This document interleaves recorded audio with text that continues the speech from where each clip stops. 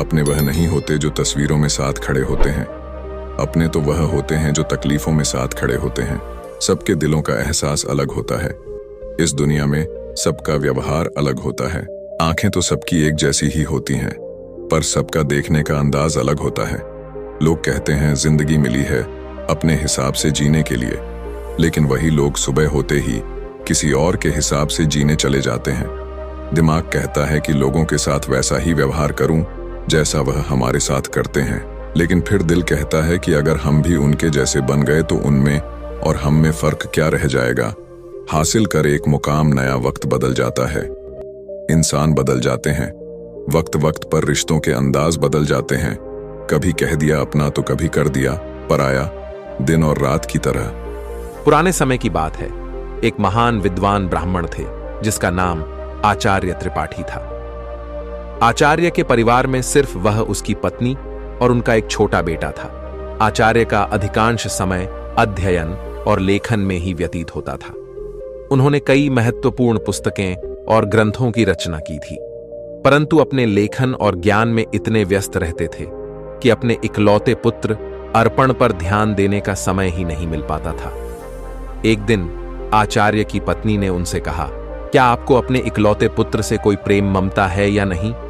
पूरे दिन आप बस अध्ययन और लेखन में ही व्यतीत करते हैं। आचार्य ने उत्तर दिया, मेरे पास इन भावनाओं के लिए समय कहाँ है। आचार्य जी विद्वानों के बीच बहुत प्रतिष्ठित थे और राजा के दरबार में भी उनका बहुत सम्मान था। राजा ने कई बार उन्हें अपने दरबार में सलाहकार बनने के लिए अनुरोध किया था, लेकिन आचार्य हमेशा यह कहकर इनकार कर देते कि महाराज, आपकी सेवा में आने पर मुझे आपकी चापलूसी करनी पड़ेगी, जो मैं नहीं कर सकता। दूसरी तरफ उनका पुत्र अर्पण अपनी मां की अत्यधिक लाड़ प्यार में बिगड़ गया था। वह पाठशाला जाने की बजाय आवारा लड़कों के साथ समय बिताने लगा। आचार्य जी अपने लेखन और अध्ययन में इतने व्यस्त रहते थे कि उन्हें अपने पुत्र की हरकतों का पता ही नहीं चलता था। अर्पण ने जुआ खेलना शुरू कर दिया और समय के साथ मदिरा पान भी करने लगा। उसकी संगत कुछ चोर उचक्के जैसे युवकों के साथ हो गई थी। एक दिन की बात है, अर्पण अपने चोर दोस्तों के साथ मंदिर में चोरी करने के लिए जाता है, और जब वह तीनों मंदिर में सौरी कर रहे थे, तभी एक पहरेदार ने उन तीनों को सौरी करते हुए पकड़ लिया और उसे पकड़कर सीधे राजा के पास ले गए और बोले, महाराज, यह लड़के मंदिर में चोरी करते हुए पकड़े गए हैं और इनमें से एक आचार्य जी का पुत्र अर्पण है। यह सुनकर राजा भी अचंभित रह गए कि ज्ञान और धर्म का उपदेश देने वाले आचार्य का पुत्र चोरी में लिप्त है। राजा ने तुरंत एक सैनिक को आचार्य जी के घर पर सूचना देने के लिए भेजा। सैनिक ने जाकर कहा, आचार्य जी, आपका बेटा राजमहल में है, उसे मंदिर में चोरी करते हुए पकड़ा गया है। यह सुनकर आचार्य जी ने कहा, ओ, ये क्या मेरे मुंह पर काली खपत लग गई, अब मैं किसी को क्या मुंह दिखाऊंगा। उनकी पत्नी ने कहा, महाराज आपका बहुत सम्मान करते हैं, आप चाहे तो उसे माफी मिल सकती है। आचार्य जी ने उत्तर दिया, नहीं, मैं एक अपराधी की सिफारिश कर नहीं करूंगा, यह भी एक अपराध है।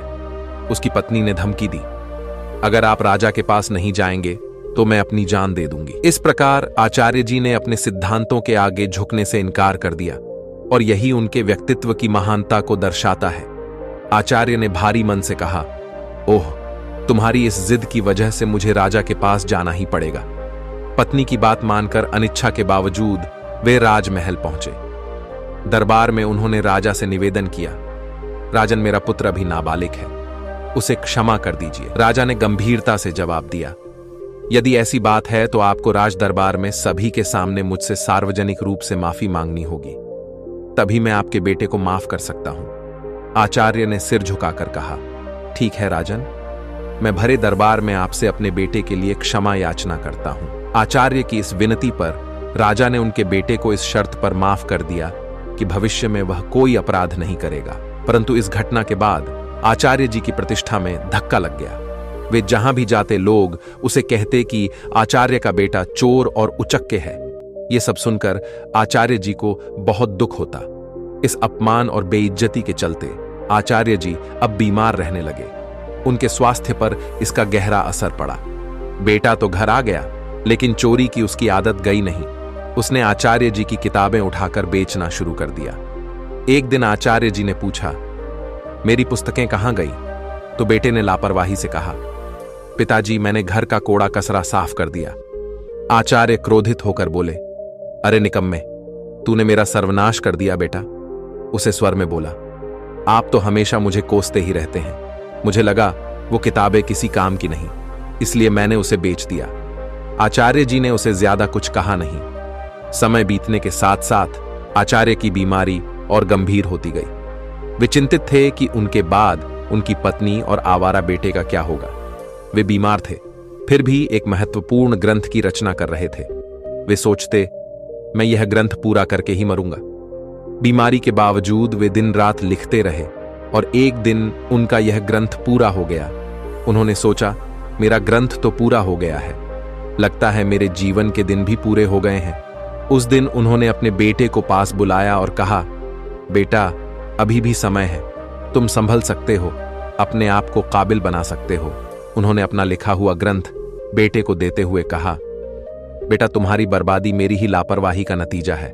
यह अमूल्य ग्रंथ संभाल कर रखो, तुम्हें देने के लिए मेरे पास कुछ और नहीं है। अर्पण ने वह ग्रंथ की पोथी अपने पास रखी, परंतु मन ही मन वह सोच रहा था, मैं इस पोथी का क्या करूंगा? मुझे पढ़ना लिखना तो आता ही नहीं। अगर पिताजी ने कुछ पैसे देते तो बात भी थी। अगले दिन सुबह आचार्य का देहांत हो गया। उनकी मृत्यु के बाद उनके परिवार पर मानो दुखों का पहाड़ टूट पड़ा था, परंतु अर्पण को इस बात की कोई चिंता नहीं थी। वह तो अपने पिताजी के सामान में धन की तलाश करने लगा। पिताजी ने मेरे लिए एक कौड़ी भी नहीं छोड़ी।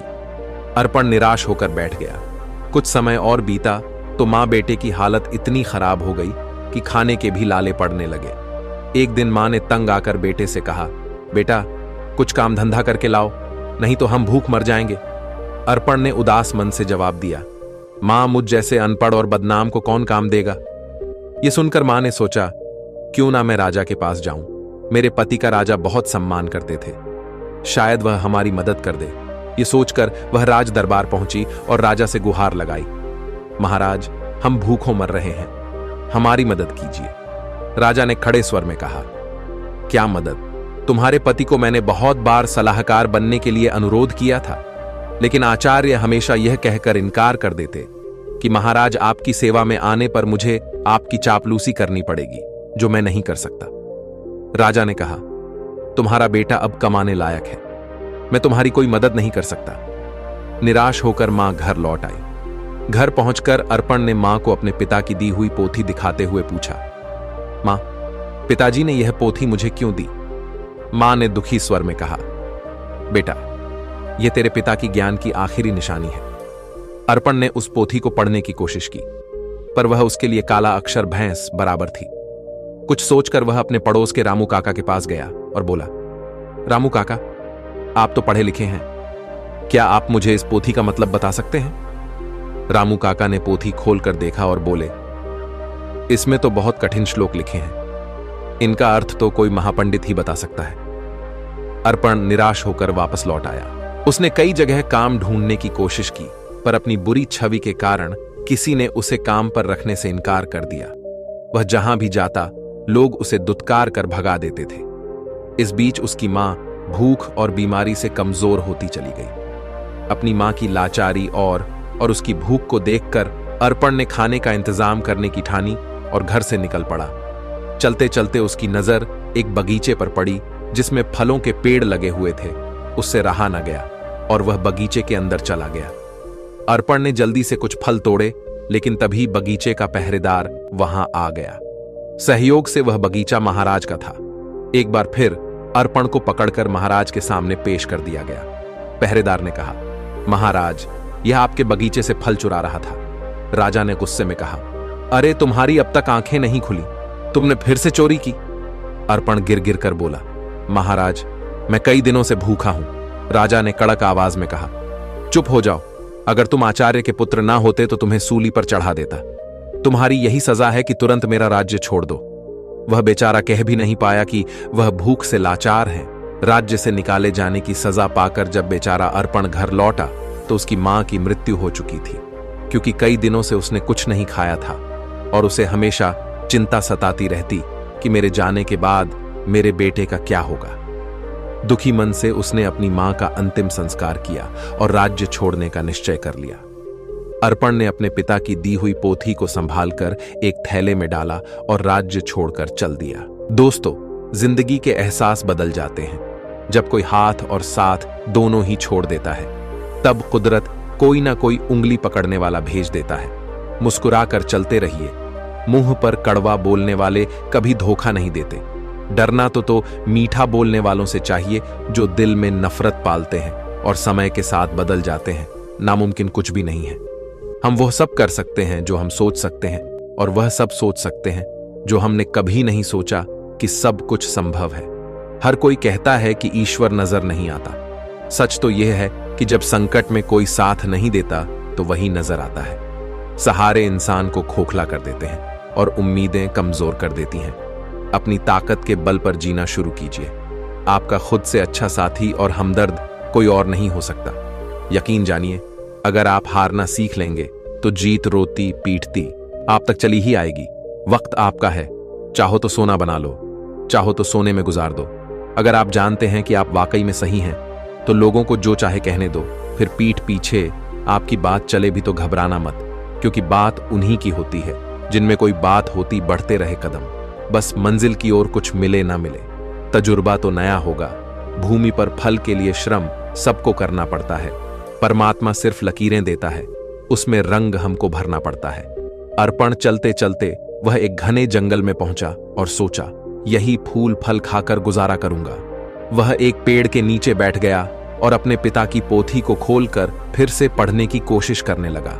शायद इसमें छिपे ज्ञान से मेरे दुखों का अंत हो जाए। बेचैनी में वह पोथी के पन्ने पलट रहा, लेकिन उसे कुछ समझ नहीं आ रहा था। उसने सोचा कि काश मैं पढ़ पाता। पिताजी ने मरते वक्त कहा था कि यह ग्रंथ अमूल्य है। अचानक हवा का एक तेज झोंका आया और पोथी में से कुछ पन्ने उड़ गए। अर्पण ने उन पन्नों को पकड़ने की कोशिश की, पर वह असफल रहा। वह सोचने लगा, पता नहीं कितने पन्ने उड़ गए हैं। उसने पोथी को वापस बंद किया और आराम करने के लिए पेड़ के नीचे सो गया। उसी जंगल में एक युवराज शिकार खेलने के लिए भटक रहा था। हवा में उड़ता हुआ पोथी का एक पन्ना उसके हाथ लग गया। उसने उसे देखा और पढ़ने लगा। किसी ने सुंदर हस्तलिपि में संस्कृत का श्लोक लिखा है, किंतु मैं संस्कृत नहीं जानता। कुछ सोचकर युवराज ने वह पन्ना अपनी जेब में रख लिया और शिकार की तलाश में आगे बढ़ गया। तभी उसकी नजर एक हिरण पर पड़ी और वह उसका पीछा करने लगा। हिरण अपनी जान बचाने के लिए एक प्राचीन मंदिर की दिशा में भागा और युवराज उस प्राचीन मंदिर में दाखिल हो गया।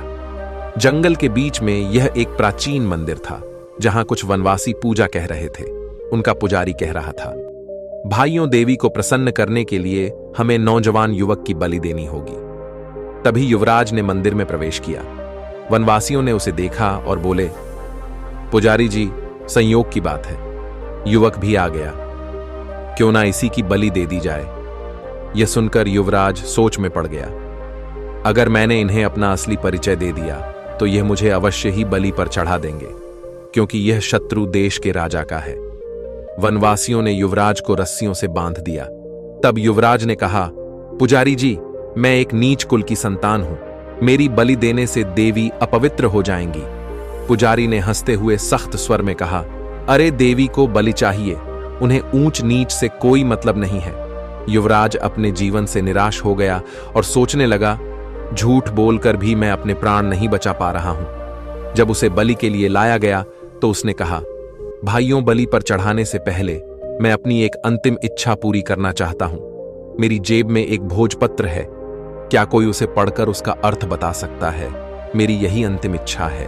पुजारी ने कहा, अवश्य लाओ, मैं तुम्हें उसका अर्थ बताता हूं। पुजारी ने उस ग्रंथ के पन्ने को अपने हाथ में उठाया और कहने लगा, इस भोजपत्र पर 2 श्लोक अंकित है।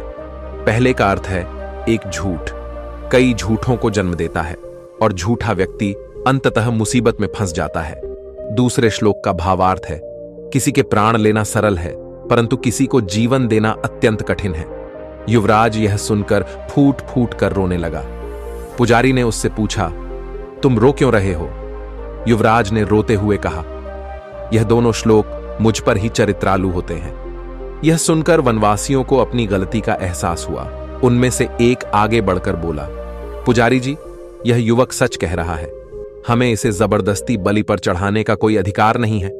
तब वनवासियों ने युवराज को मुक्त कर दिया। पुजारी ने कहा, जाओ नौजवान, इस श्लोक ने हमारी आंखें खोल दी हैं। हम आज के बाद देवी को किसी जीव की बलि नहीं चढ़ाएंगे। युवराज, जिसका नाम यंश था, उसने उनका धन्यवाद किया और महल की ओर चल दिया। लौटते समय वह विचारों में खोया हुआ था और सोच रहा था, ये भोजपत्र कितने अनमोल है, इन्होंने मेरे प्राण बचाए। हो सकता है ऐसे सुंदर उपदेशों वाले और भी पन्ने हों। महल वापस पहुंचकर युवराज ने अपने पिता के चरणों में प्रणाम किया और कहा, पिताजी, आपने मुझे शिकार खेलकर जीवों की हत्या करने से मना किया था। मैंने आपसे झूठ बोलकर शिकार खेलने गया था और मुसीबत में फंस गया, परंतु इन श्लोकों ने मेरे प्राण बचा लिए। फिर युवराज ने राजा रुद्र प्रताप को अपनी आप बीती सुना दी। उसने कहा, ऐसे श्लोक जो दूसरों को अहिंसा की शिक्षा देते हैं और जिन्होंने मेरे प्राण बचाए, मेरे लिए हजारों मोहरों के बराबर है। पिताजी, इस भोजपत्र पर पन्नों की संख्या 3 लिखी है। यह किसी अनमोल पोथी के हिस्से है।